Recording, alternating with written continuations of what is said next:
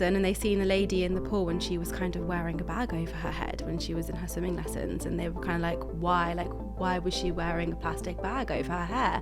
And they went home, chatted to their mothers, their sisters, their family members that were female, and they said yes, because there's not a swimming cap out there that covers our hair, for dreads, afro, even just thick Caucasian long hair. Like, it went from the Metro to BBC News to Vogue to CBN, it went to ABC, it went worldwide.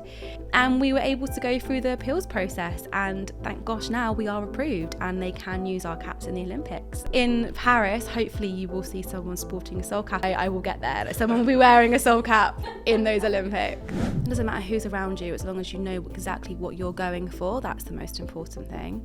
And that's what makes me mad and I get upset about, is people's naivety not to understand the reason why a soul cap exists. There was a lady that was taking her child swimming, but she couldn't actually afford to pay for herself to swimming lessons. She was going to sit on the side and she was going to go in the pool and watch her child swimming. But the lady at reception said, oh no, you need to pay for your own access to the gym as well. And there's so many different barriers that you don't think about. Sensational. And go. Hello. Hello. Why have I said hello to you for? I don't know. It felt a bit weird, but I went with it. Powering through. Yeah, I guess so. Hello. Hello. How are you today? I'm good, thank you. How are you guys? Good. Nice to have you. Thank you for having me. It's been a hell of a chase to get you on the show. I know, I apologise. No, it's not your fault. We've been like struggling. Like, we want her on the show. We want her on the show. You've been on our list for a very long time. Well, I feel very privileged, guys. Thank you very much. Ashley Oki. Yes. From the brand Soulcap. Yes. And you guys have been going for how long? 6 years, just over six years now. Lovely. So I've been at the company for 2 years tomorrow, actually. So it's my 2-year anniversary tomorrow, which is amazing. Way. What a time to be recording. And yeah, they've been running for 6 years, which is amazing. Yeah, fantastic. Really, really good. Now, I don't want to do the brand any disservice by saying what the brand is. So I'm going to let you do that. Mm-hmm. Go for it. So Soulcap is a swimming cap brand for long and voluminous hair. It's kind of something that the guys realised that was really lacking in the swimming community, and it's a brand that makes swimming accessible for all. I could go on for ages about how amazing the things do, but I'm sure we'll speak about it like lots in the podcast. We sure do. But yeah, that is kind of the basis of the brand. Like, we do a lot more than just swim caps these days, but that is the bread and butter of Soulcap, and there's many different entities off of it. So yeah. Brilliant. Oh my gosh, that was so succinct. You've done this before, I see. I haven't. Have you not? This is your first I've time? done panels and talks. Ah. The first time I've sat in front of a mic like this and spoken. So You're doing well so far. Thank You're you. smashing it. Thank you. I think it's such an interesting concept for a brand. I really love it. When I was reading up on Soulcap and what they do and how they started, which we'll go into in a little bit, I just think it's a very niche area that is providing such inclusivity that I don't think the average person would necessarily think of. No, and that's the kind of thing that always comes about if someone sees us online or on social media or like a TV appearance. The many comments are, I didn't know this was needed. And like so many people, it's kind of naivety and it's kind of also laziness when people come to think of it. Of course it's needed. Not everyone's head and hair shape is exactly the same, and everyone needs safe access to the water. So it is one of the most needed products out there. Very nice. Incredible. So how did the brand start? So rewind 6 years ago, Michael and Tox have been best friends for as long as they remember, I believe. And they wanted to learn to swim. They realised they couldn't learn to swim. Like any kind of adult, they went to a adult swimming lesson, and they seen a lady in the pool when she was kind of wearing a bag over her head when she was in her swimming lessons, and they were kind of like, why was she wearing a plastic bag over her hair? They went home, chatted to the obviously their men, no hair, they didn't know kind of what was going on. Went home, chatted to their mothers, their sisters, their family members that were female, and they said yes, because there's not a swimming cap out there that covers our hair, for dreads, afro, even just thick Caucasian long hair. Like, it doesn't matter what it is, there wasn't a swimming cap out there to cover the hair. It would slip off. And when you go swimming, your hair is the main thing that you want to protect, because if you're competitively swimming, you don't want the hair constantly in your face. It's a big distraction. So that's how Soul Cap was born. They saw that like this was a really big need, and they went out there. I think they bought about 200 caps to start off with, and thought it wasn't gonna do well. Popped it on Amazon, and here we are today. I think Talk said the other day they looked at their order from last year, and it was like over 100k caps, something like that. So it's 100k. Yeah, so like going from like 200 caps in like 5 years to all of this, and that was last year, and this year has been incredible. So I just dread to think like how many now, and it's not just ordering a cap like you think a retail store. A lot of caps within that have been life-changing to people, so it's not just a product. It's that's where we are today. Obviously they thought of the concept itself. Did they design the caps themselves as well? Yeah, so they worked really hard to work out kind of the sizings and what we needed. The caps start a regular, which is a regular industry standard cap, as they would call it. It's not a regular industry standard cap because it doesn't fit everybody. And then we go to a medium, a large, an extra large, and a 2XL. And currently we have just a core collection, but we are launching more products to make them more colourful, more exciting. And yeah, it honestly is amazing. You'd see the 2XL cap and you'd be like, wow, like that's incredible. It really is. Like dreads longer than people's waist, fitting in there and making sure they can get in the water. That's incredible. And I see that you guys have been involved with so many different brands, so many different people. One of them was you were involved in the Olympics. Yeah, so we weren't necessarily involved just yet. So we are, fingers crossed, and for Paris 2024 there'll be someone sporting our caps. But there was a big issue which kind of put Soul Cap, I would say, kind of where we are today, people understanding the importance and really realising why people do need the cap. So rewind it back a little bit to pre-drama, and Tox and Michael were doing a shoot with a family, so a young little girl and a mother, and she was a competitive swimmer. She loved swimming. It was her life. She'd go 4 times a week maybe. And they were chatting away at the shoot, and she was saying that she wears her Soul Cap for training, but she's not allowed to wear the Soul Cap in competitive swimming because it wasn't FINA approved. It wasn't approved by the Olympic body. So she would continue to wear her thing in training. And when it came to actual swimming galas and all her competitions, she'd be faced with the struggle again of her cap falling off, the distractions, and that's going to put a young child backwards. It's going to reduce their confidence, and a lot of the reasons why a lot of people haven't pursued swimming is because they couldn't protect their hair. So they thought, okay, well, if this little girl wants to continue swimming and wear her Soul Cap, let's get these caps FINA approved. And they put the process in.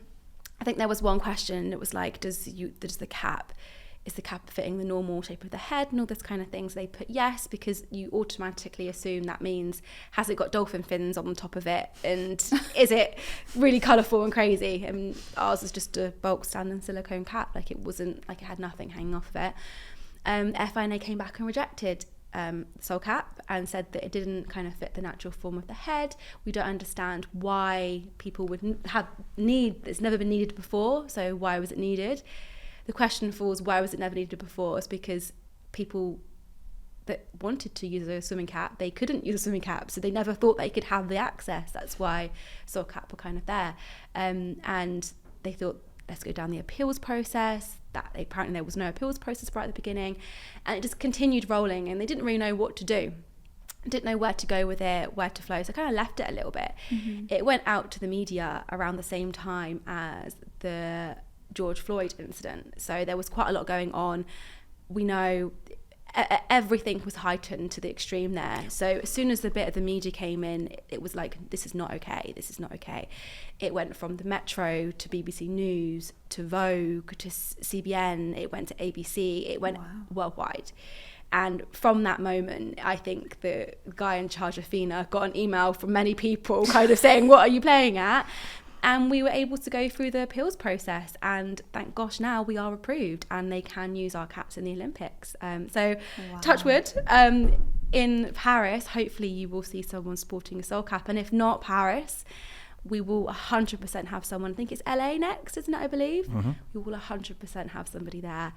No matter how hard I try, I will get there. Someone will be wearing a soul cap in those Olympics. So, what a journey! That's ridiculous. That was only 3 years, well, maybe even 2 years ago. Imagine. Because we only got approved beginning of last year, and the news came out in September.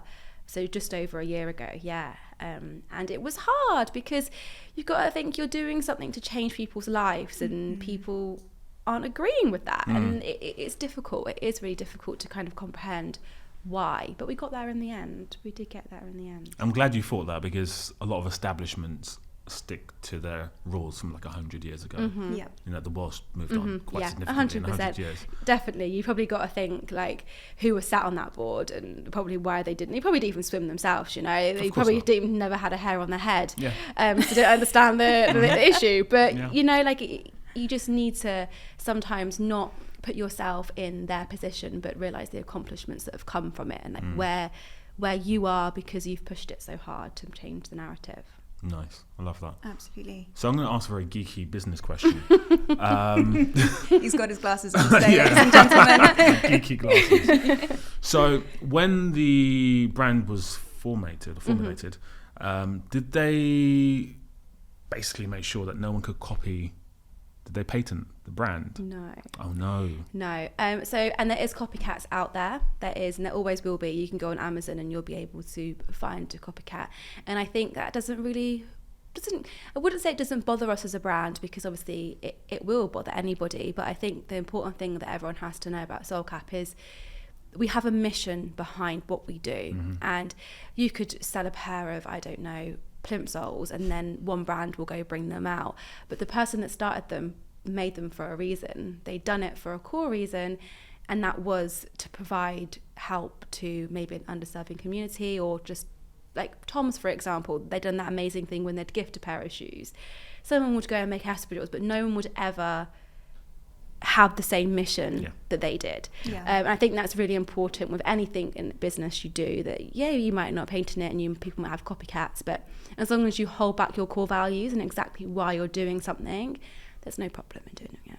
Very true. Very, very true. I mean, when I started BAME models, obviously a lot of companies started doing the same thing, but if your core mission is completely different to another company's core mission, you don't have to worry about competition, because there's no competition. There's none at all. And I think that's really important, even for like inspiring entrepreneurs or anyone trying to get to a level of business where they can have that voice. It doesn't matter who's around you, as long as you know exactly what you're going for. That's the most important thing. Absolutely. Love that. Yeah, that's really beautiful. Very inspiring as well, because I imagine there are copycats for thousands of brands.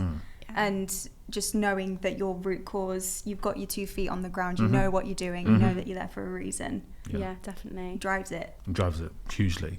So you mentioned initially the first orders were 100? I think it was about 200. 200. I could be wrong. They'll probably say, actually, no, it wasn't. But it was around 200. And it was a burgundy and black. And that was the first kind of colours that went out. And I think Michael was processing orders from his bedroom and at uni. Like, I think like that's how small it was. And they thought it was a couple of extra pounds in their pocket every month. Did they start at uni, did they? Tox was working, but Michael was at uni, Wow. So he was studying politics and economics, I want to say. Sorry, Michael. And he kind of just went from strength to strength, and they didn't realise it was going to happen. I think it's like anything, like you have a little pipe dream, you go out there and do it, and you never expect how amazing it's going to be. So all credit to them, to be honest with you. And then most recently you said it was like 200,000 or 100,000? It was 100,000 last year. Okay. And we haven't kind of done, like, it's not the end of the year yet, so we're not there yet. But this year has been incredible, not even just sales-wise, but the communities that we've helped and we've gifted caps to, and we've put ourselves out there. It's been incredible. We've just recently done some co-branded caps for the local pools around London. So London Fields, just over there. If you go in there, you'll see some Soul caps in there with London Fields written on there, and that's amazing, because normally it's kind of your high street brands that are in there, but we're in there making sure that everyone can go swimming, I guess, and that's the end goal. Has the branch expanded beyond the UK? Yeah, so our biggest clientele is the US. And like a lot of everything, majority comes from the US. It's a big following over there. you've got to not put it down to, but a lot of the issues in the US is a lot of drownings.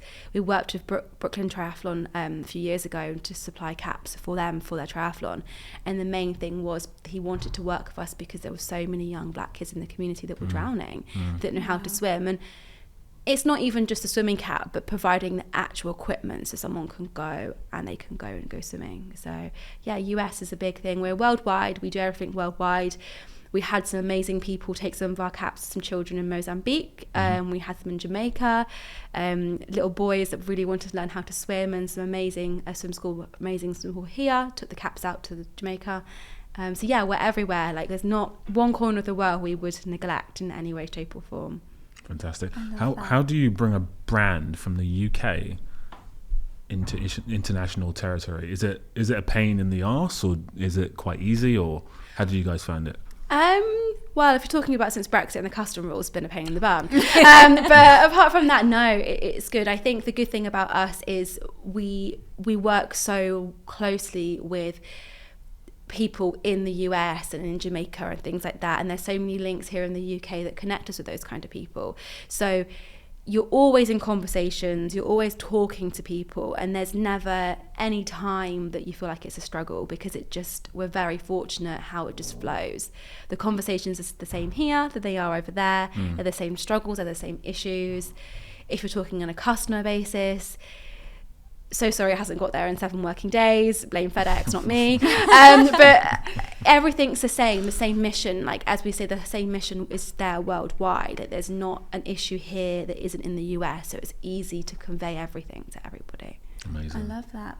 In terms of the trajectory of you going from just, in a uni dorm, as it were, to going worldwide, do you have, because we do have entrepreneurs, whether they're sole traders or small businesses watching, and you've gone from selling 200 caps to 100k caps. Do you have any advice or any tips on how brands can go from that small to that big in such a short amount of time? From an employee point of view, working for 2 amazing entrepreneurs that run a business, I would say the family dynamic of it. We might not be a family, and we're not a family, but we are, in the sense that we go to work for a brand that we all strongly believe in. And I think it's like any job you go into and any business that you run, if you don't believe in what you're doing, what is the point? I don't get up and go to work every day because I just, you earn money, but if I wasn't enjoying what I was going to do, why would I be there? And I think that's a really important thing. You've got to want to believe in what you do. And everything we do, from getting models from BAME, one of them, or bringing freelance creators in, or videographers, anything, you name it, we make sure they're a part of the family, and we use those people all the time. So we had a photographer yesterday, we had a talk, and he's the same photographer we've used a few times and we will continue to use. And it's just bringing the same people in that you trust and they feel part of that family. You can do anything. You're kind of invincible because you're so close, you after the same thing. And I really truly believe that's a fundamental of making something successful. I love that. So it's about having the good people around you. Yeah, definitely. People you can trust. You're only as strong as your team, Yeah. And that spirals to anyone, even if you're in charge of the customer care, or you're in charge of the warehouse, or you're in charge of the creative. You're only as strong as people next to you, below you, or above you. And I don't know how I would get through my day without having those people around me. And I think the guys feel exactly the same. I love that. That's right. It's warmed my heart. I'm so pleased I could help. So what are the major hurdles that the business has? I can't speak on behalf of the guys, but I think for me, I struggle a lot when people say bad things. Like, I think we did a Good Morning Britain documentary of VT a few months ago, and when they contacted me and they said, we want to put this together, my main initial thing was, I'm not hiring models, I'm hiring real people that we've helped to come in, be part of this VT, and that's what we're going to do. When we put it together, it was amazing. It was the most amazing experience watching all these people come together. Then we do it on national TV, and I was sat in the green room and I was just so proud of us.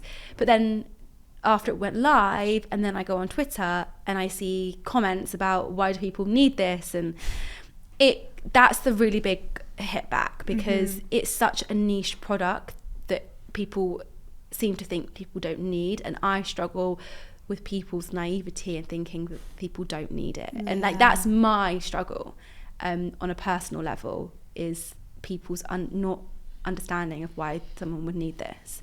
It's a life-changing thing. Like even going on holiday with your friends, I know so many boys and girls that won't get in the sea because they can't swim. They're sat there on the life jacket while we're in the sea having fun.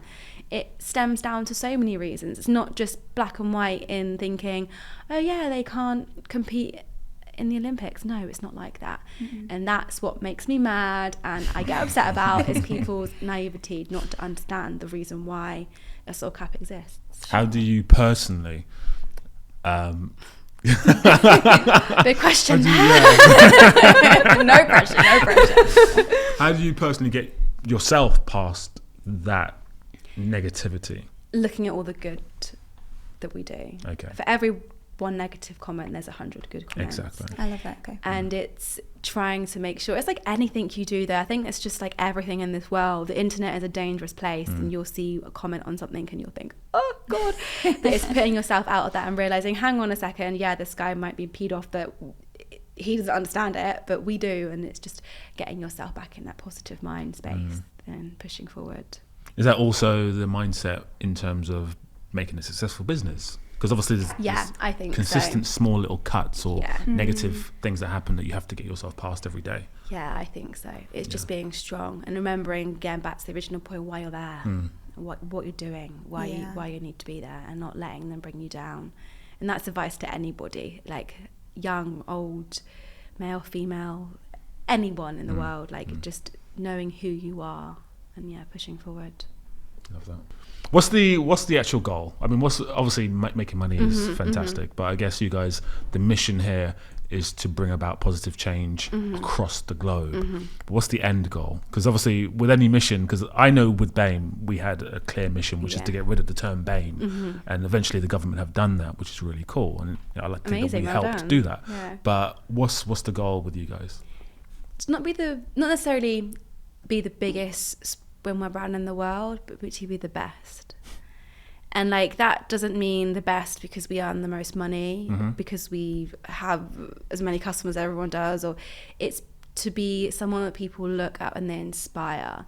They go on our website and they don't just see one model that fits one criteria. You click through and you see people that you can represent that are you. I just hope one day that it just keeps on getting bigger and better, and people they know they can go somewhere. Like a big thing that I think is, we're launching our swimwear in March. We've had some swimwear previously.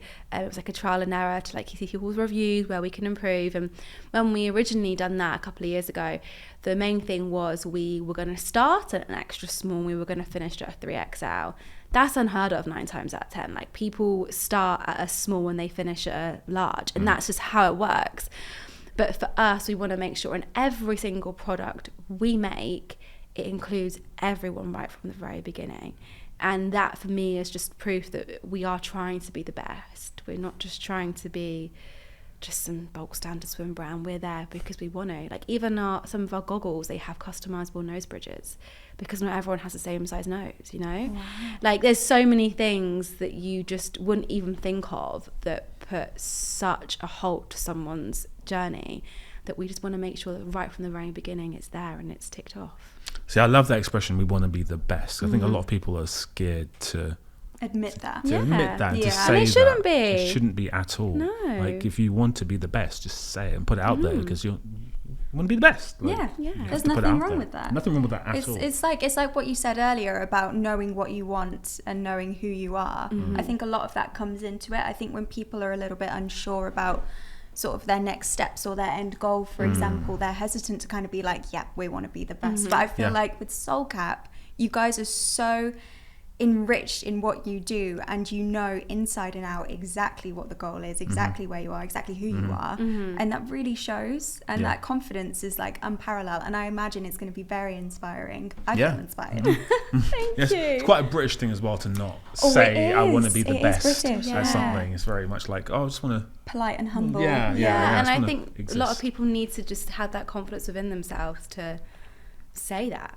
because if you don't, someone else is going to say it for you, or someone else is going to do it. Like, just go out there and just do it. Yeah, I love that. Yeah, I think, and also a lot of people want to be the best, and they will verbalize it, and they'll become the best, and you will get left behind. As simple as that. And I'm not saying that you should destroy your competition, but you should at least proclaim to yourself that you want to be the best, whatever it is you're trying to do, and you will achieve your goals, basically. I think with that though, also it's making sure you don't, even though you want to be the best, it's also bringing in people around you that are also doing great work. Like, I think a lot of the time people see, they say, oh yeah, we want to be the best. That doesn't mean we're going to leave behind amazing charities and communities and projects and swim teachers and children that we've helped. They will come along with the journey with us, like that whole family thing again. Like, everyone we work for has come into the Soul Cat family, and we'll be the best with them as well, not leaving them behind.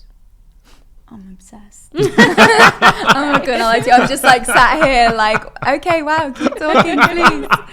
That's incredible. So we spoke about the end goal, and you guys are launching a swimwear line in March, which is so exciting. Is there anything else that's coming up that we should be looking out for?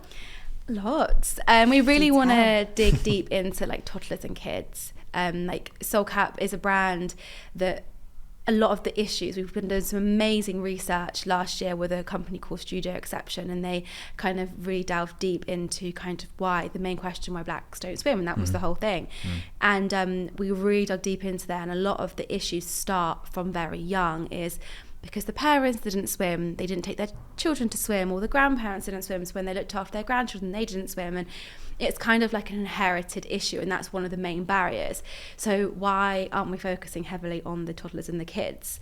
So it's really focusing, like our swimwear collection, it's kind of like a mini me thing, so you could buy like a little racer back and your mum could wear it too, and it's quite cute. But it's kind of moving forward from that and making sure that we really dig into that collection, so that when you go and get a swim cap, there is something that fits that little tot's head, or there's a life jacket that could help them, and many different things. I'm giving away secrets here, but like there's many things that we want to make sure we include, to make sure that right from the very beginning these children are covered, and there's a one-stop shop for the whole family. And yeah, we really want to focus really hard on the kids and the toddlers this year. So yeah, that's so exciting. Have you started that already? Yeah, so we've got the core collection launching, and that has just one piece of swimwear for toddlers and for kids, starting at 18 to 24 months, and then we go up to kind of like 14, 15, and then it will go straight into adults, up to like a 3XL. So we really have covered like the whole, from when a child can start swimming right to the very end. And yeah, we've started it, and it's amazing. We had the most adorable photo shoot, being so biased of our models, but the kids were so cute. And we then went and done a lifestyle shoot, and everything was just amazing. Like, it really, really was. And yeah, so we started that. The research has begun into developing more projects. We hope to kind of host some talks to speak to people in the community, so we can really understand what the need is, rather than just designing the products and being like, oh yeah, here's a market. Really just getting focus groups together and listening to parents, and that's like really important. figuring out where we need to start really, and where we need to end. That's what I was going to delve into. So when you did your focus groups and you spoke to the parents and the we've not done them just yet. We haven't done them just yet. Okay. So we've done our core collection, which is kind of like your bulk standard swimwear for everybody that you could buy. And when we go into the kids and toddlers, we're developing it, and I'm kind of planning it right now. When we do start kind of moving into it, the questions will kind of be like, what do you need? And a lot of another barrier that people have is cost and finance. So it's making sure that these collections that we bring out are accessible to everybody. We like to set them more premium, making sure that our products will last a long time, because that's really important as well, but making sure that everyone can actually afford it. So they're kind of big questions we'll be asking people. I think it's definitely a cultural thing. It's also, like you said, it's a cost thing as well. You know, even if you want to swim as a young child, black child, whatever, getting access to swimming pools is going to be quite difficult. Or even swimming lessons, if you're quite a school that's not funded very well, they're never going to go to swimming classes, or they'll go to a few swimming classes. So yeah, it's quite a few issues there. It's a big issue as well. It's like another issue that people don't realise. Like, I was at my gym the other day, and there was a lady that was taking her child swimming, and she might not have been able, this must have been like their little treat for the week, but she couldn't actually afford to pay for herself to swimming lessons. She was going to sit on the side and she was going to go in the pool and watch her child swimming. But the lady at reception said, oh no, you need to pay for your own access to the gym as well. Oh wow. Even though she wasn't using the facilities? Even though she wasn't using the vicinity. Okay. And I didn't hover around to listen to the rest of the conversation because it's not my place, but it stuck with me, and it has stuck with me, because I just think now that lady probably can't teach her child to swim because she also needs to be able to afford to put herself in the vicinity. And there's so many different barriers that you don't think about. There's an amazing charity called No More Under in America, and they provide fuel cards for people, because you could get to a pool and you could be there and you could afford to go there, but to put money in your car, if you live in a rural area that has no buses, how are you getting there? So there's so many barriers that brings down to cost that aren't necessarily just the kit or the swimming lessons. It's so much surrounding that as well, and I think a lot of people forget that. It's just making sure that people can, helping them in any way we can, really. That's incredible. So how does a brand then find the fine line of sort of making a profit and sustaining themselves whilst being mindful of cost for their demographic? So we've just launched, I don't know if you've seen, we just launched Soul Cat Foundation. Okay. So it was our first campaign to it at the beginning of the year. It was about off the back of the research we put together, and we put together the Swim Proud Fund. Now, the Swim Proud Fund, over 5 years, Soul Cat company is pledging to donate 100k to projects in the UK. It started off at black swim projects, but now we've realised there's a lot of underserved communities, and we shouldn't just streamline just to work to help everyone as much as we can. We just put our board of trustees together. They'll be meeting in early January to go through the applications from this year, and that's how we're going to separate it. We've made this charity, we're going to push forward with that, and for years we've helped people, before I even started the brand, help people with kit and money. And we just finished a project with Community where they were giving free lessons to women in the community, and we'd paid for that, we'd hired the space for them, given them kit. So we had done it already, but we've just kind of given its own different separate entity, and it's going to sit by itself, but also have quite a lot involvement in Soul Cap as well. That's our big next thing as well, is the Soul Cap Foundation, which is amazing. It's really truly inspiring how we can do that, and we're so lucky and fortunate to be able to help those people. Absolutely. I mean, this conversation just gets more and more wholesome as we progress. Like, to the point where I don't think it can. You then bring out the story about the foundation. I'm in awe. That's amazing. I want to go back to the beginning of the brand, if that's okay. So obviously they had the idea, they created the designs. How did they get the money? Because I think, like Kez says, a lot of people watching this want to start their own businesses. So how did they get the money to start the brand? I think Tox had a full-time job, and they just kind of took their own cash, self-funded it, and self-funded it. Okay. And just at the beginning, just kept on putting money back into the brand, Tox still has a full-time job right now. He works in the city, and Michael works solely on Soul Cap. And I think they're quite lucky in the fact that, because they're happy with the dynamic at the moment, it means that kind of Tox isn't drawing a salary from the business, so we can be put into staff that's able to kind of keep it running. So that's how it works at the moment. Who knows if it will ever change, but that it works very well like that. And Tox also has the freedom, his company's amazing, he has the freedom to get involved when he needs to in big decisions. That it's self-funded, and money just kept on going back into the business, and new orders sold out, they put money back into the new orders, and that's what just keeps on happening over and over again, is the money keeps on going back in. And you need to be able to have that control as well, I think, when someone's starting a business. If you don't have that control in yourself to put money straight back in there, then you're not going to work. Nope. Don't get too excited. I know these lavish holidays look amazing, but you can even have even more lavish holidays in the future if you just keep on putting the money back in. It's all about steady growth, isn't 100%. Yeah. And I think a lot of people don't realise how hard it is right at the very beginning to kind of get there and push it.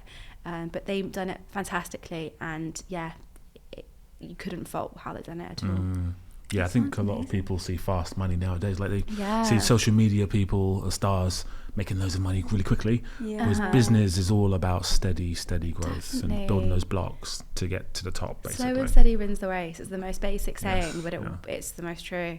It really is. Yeah, I think you're right. In this sort of like, you know, quick access sort of like fast fashion age that we're in, you do forget that. Totally. Yeah, Totally. that's really interesting. So moving on from that, in terms of branding, I mean, Soulcap's been seen and partnered with so many different publications, brands. It's incredible, and you're only doing more as you go. Have you got any advice for any companies that are starting out on how to get their foot in the door with these huge brands? Just keep going. Like, don't get knocked back. If someone doesn't reply to you, it doesn't matter. Pick up the phone or email again and go again. Okay. Like, it sounds so like cold calling, but it is. You've just got to do it. Is that what it is? It kind of is sometimes. Luckily, we're really fortunate now, whereas we have amazing connections, and you get to that point where you have those amazing connections and you've worked really hard with them, and if they can see your passion and your love for something, they'll continue to want to work with you. And we got voted one of Time's best sports inventions, which was incredible. Congratulations. Thank you. And that is something that we didn't reach out to anybody. That was because other publications knew about us, worked with us, enjoyed working with us, and the world loved working with us, and we didn't do that. That came to us. And to be able to get someone like that coming to you, you've just got to keep going.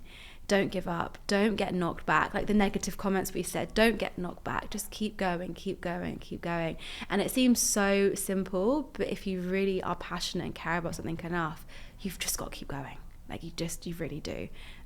Don't give up at all. You might get out of offices, go on LinkedIn and search for their colleague that's next, or it sounds awful, but you've got to do it. Like, I bet people do it to get in touch with us as well. You like, if you want to reach out, like, you know, keep on going. Like, one of my favorite hacks back ages ago when I was reaching out to people was I'd put my email in the email box, and in the BCC I'd put so many different variations of the person's email address. I'd obviously get like 7 bounce backs, but that one would go through. Oh my god, that's genius. It's amazing. But you once now, years on, you've got those connections, and that stress of trying to find someone's contact details pays off. Like, it's embarrassing, you might find it cringy or whatever, but you just got to do it. You've just got to do it as well.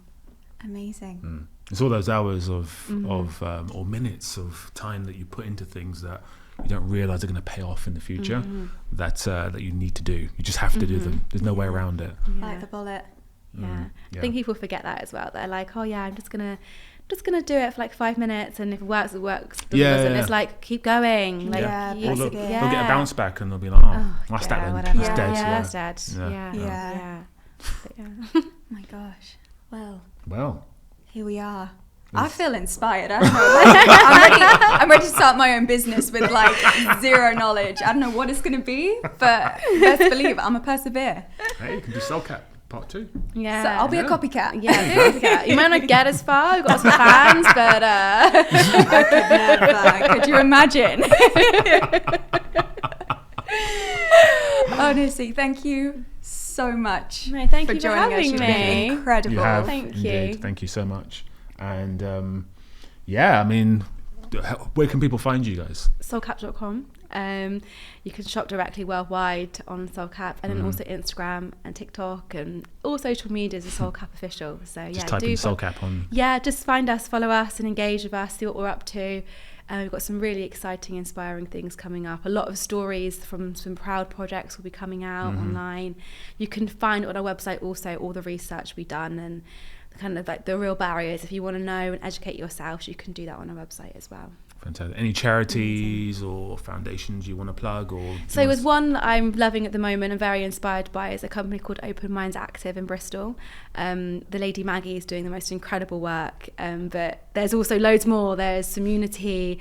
I can't name them. There's one I met yesterday in London, and it's continuous. Like, I could go on and on. But if you go on our social media, we tag them all the time. We share their content if you want to get involved or help out. You know where to go. Honestly, they're all there. Amazing. Fantastic. We'll pop their links below as well on this episode for sure. Yes, indeed. Thank you so much. Thank You're you, guys. incredible. Thank you so Amazing. much. Thank you. And please like and subscribe. And we'll see you soon. Thank you. Bye. Bye.